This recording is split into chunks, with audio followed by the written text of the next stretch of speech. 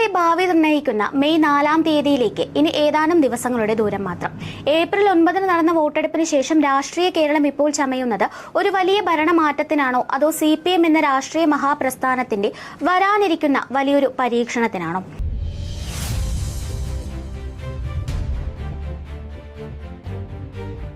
പുറത്തുവരുന്ന ഓരോ റിപ്പോർട്ടുകളും ഇടതുമുന്നണിക്കും പിണറായി വിജയൻ എന്ന പടത്തലവനും അത്ര ശുഭകരമല്ല. UDF 100ഓളം സീറ്റുകൾ നേടി വമ്പിച്ച തിരിച്ചുവരവ് നടത്തുമെന്ന പ്രവചനങ്ങൾ സജീവമാകുമ്പോൾ AKG സെന്ററിനെ ഇപ്പോൾ ശരിക്കും ഭയപ്പെടുത്തുന്നത് വരാനിരിക്കുന്ന പരാജയമല്ല, മറിച്ച് പരാജയത്തിന് ശേഷമുള്ള ഒരു നേതൃശൂന്യതയാണ്. മുഖ്യമന്ത്രി പിണറായി വിജയൻ ധർമ്മടത്ത് നിന്ന് വിജയിക്കുമെന്ന കാര്യത്തിൽ രാഷ്ട്രീയ എതിരാളികൾക്ക് പോലും തർക്കമില്ലെങ്കിലും അദ്ദേഹത്തിന്റെ ഭൂരിപക്ഷത്തിൽ ഉണ്ടാകാൻ പോകുന്ന വൻ ഇടിവ് പാർട്ടിക്ക് വലിയൊരു തിരിച്ചടിയാകും. എന്നാൽ അധികാരനഷ്ടം സംഭവിക്കുന്ന ഒരു സാഹചര്യം ഉണ്ടായാൽ പിണറായി വിജയൻ പ്രതിപക്ഷ നിരയിൽ ഇരിക്കാൻ തയ്യാറാകുമോ എന്നതാണ് ഇപ്പോൾ ഉയരുന്ന പ്രധാന ചോദ്യം. തന്റെ അനാരോഗ്യം ചൂണ്ടിക്കാണിച്ച് അദ്ദേഹം MLA പദവി പോലും രാജിവെച്ച് സജീവ രാഷ്ട്രീയത്തിൽ നിന്ന് പിൻവാങ്ങാനുള്ള സാധ്യതകളെ രാഷ്ട്രീയ നിരീക്ഷണ കേന്ദ്രങ്ങൾ തള്ളിക്കളയുന്നില്ല. അങ്ങനെയാണെങ്കിൽ പിണറായിയുടെ അഭാവത്തിൽ സഭയിൽ പാർട്ടിയെ ആര് നയിക്കും? വരാനിരിക്കുന്ന 5 വർഷം സഭയിൽ പ്രതിപക്ഷത്തിന്റെ അമരക്കാരനായി ആര് വരുമെന്ന ചോദ്യത്തിന് ഉത്തരം കണ്ടെത്താൻ CPM നേതൃത്വം ശരിക്കും വിയർക്കുന്നുണ്ട്. പാർട്ടിയിൽ പിണറായിക്ക് ശേഷം കരുത്തരായ നേതാക്കളായി വിലയിരുത്തപ്പെടുന്ന പലരും ഇത്തവണ വലിയ പരാജയ ഭീതിയിലാണ് നിൽക്കുന്നത്. സാധാരണഗതിയിൽ പ്രതിപക്ഷ നേതൃസ്ഥാനത്തേക്ക് പരിഗണിക്കേണ്ടിയിരുന്ന KK ശൈലജ ടീച്ചർ മുതൽ TP രാമകൃഷ്ണനും MP രാജേഷും P രാജീവും വരെ തങ്ങളുടെ മണ്ഡലങ്ങളിൽ കടുത്ത പോരാട്ടമാണ് നേരിടുന്നത്. KK ശൈലജ ടീച്ചറെ മട്ടന്നൂരിൽ നിന്ന് മാറ്റി പെരുമ്പാവൂരിലേക്ക് അയച്ചത് അവരെ ഒതുക്കാനുള്ള പിണറായിയുടെ തന്ത്രമാണെന്ന ആക്ഷേപം അണികൾക്കിടയിൽ തന്നെ ശക്തമാണ്.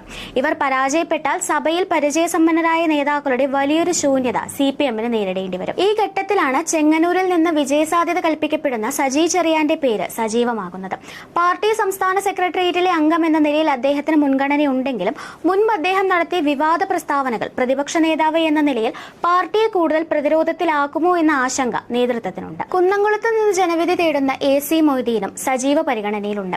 പക്വതയുള്ള നേതാവാണെങ്കിലും കരുവന്നൂർ ബാങ്ക് അഴിമതിയുമായി ബന്ധപ്പെട്ട വിവാദങ്ങൾ അദ്ദേഹത്തിന്റെ സ്ഥാനലബ്ധിക്ക് തടസ്സമായേക്കാം. അതേസമയം തിരുവനന്തപുരത്ത് നിന്നുള്ള V ജോയിയെ പ്രതിപക്ഷ നേതൃസ്ഥാനത്തേക്ക് കൊണ്ടുവരണമെന്ന ആവശ്യവും ശക്തമാണ്. സംഘടനാ മികവുള്ള ജോയിയെ മുൻനിർത്തി ക്രൈസ്തവ വോട്ടുകളെ തിരികെ എത്തിക്കാൻ കഴിയുമെന്ന് ഒരു വിഭാഗം വിശ്വസിക്കുന്നുണ്ട്. എന്നാൽ ഇതിനെല്ലാം ഉപരിയായി മുഹമ്മദ് റിയാസിനെ പിണറായി വിജയന്റെ സ്വാഭാവിക പിൻഗാമിയായി അവതരിപ്പിക്കാനുള്ള നീക്കങ്ങളും അണിയറയിൽ സജീവമാണ്. ബേപ്പൂരിൽ PV അൻവർ ഉയർത്തുന്ന കടുത്ത വെല്ലുവിളി അതിജീവിച്ച് റിയാസ് വിജയിക്കുകയാണെങ്കിൽ അദ്ദേഹത്തെ പ്രതിപക്ഷ നേതാവാക്കാമെന്ന് ഒരു വിഭാഗം വാദിക്കുന്നുണ്ട്.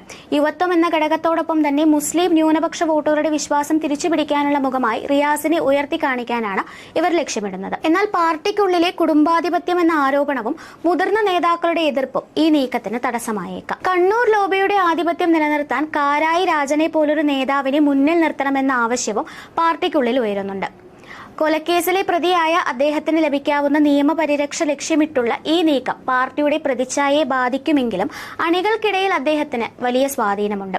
ഇത്തരത്തിൽ സഭാതലത്തിൽ കോൺഗ്രസിന്റെ കരുത്തരായ നേതാക്കളോട് ഏറ്റുമുട്ടാൻ ശേഷിയുള്ള ഒരു നേതാവിനെ കണ്ടെത്താൻ പോലും CPM കഷ്ടപ്പെടുന്നത് പിണറായി വിജയന്റെ രാഷ്ട്രീയ തന്ത്രങ്ങളുടെ പരാജയമാണെന്നാണ് രാഷ്ട്രീയ നിരീക്ഷകർ വിലയിരുത്തുന്നത്. എന്തായാലും കേരളത്തിലെ CPM അതിന്റെ ചരിത്രത്തിലെ ഏറ്റവും വലിയ നേതൃ പ്രതിസന്ധിയിലൂടെയാണ് കടന്നുപോകുന്നത്. ഈ പ്രതിസന്ധികൾക്ക് മറുപടി നൽകാൻ മെയ് 4-ന് ജനവിധിക്ക് മാത്രമേ ഇനി സാധിക്കുകയുള്ളൂ. News desk India mirror.